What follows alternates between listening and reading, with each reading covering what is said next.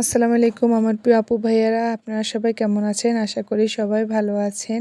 ভাবতেছেন এই পানির ভিতরে কোথায় চলে যাচ্ছি। আসলেও কিন্তু পেটে খাবার দিতে হলে বাইরে পানি থাকুক আর যাই থাকুক বের হতেই হবে। এতক্ষণে সবাই বুঝে গিয়েছেন কোথায় আসছিলাম। এই তো বাজারে চলে আসি। আসলে দেখবেন আমরা সবাই প্রত্যেকে মাসে একটা মাসিক বাজার করে থাকি।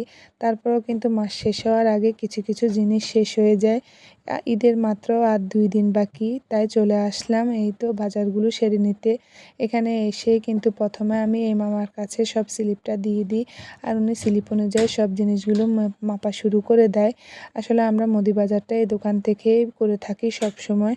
তারপরে ওনাকে বলি যে আপনি রেডি করে রাখেন, আমি কিছু সবজি আর ডিম নিয়ে আসি। কথা বলে কিন্তু আমি চলে আসি, আর এখান থেকে এসেই কিন্তু সবজি আর ডিম নিয়ে নিই। আর গিয়ে দেখি যে উনি সব কিছুই রেডি করে রেখেছে।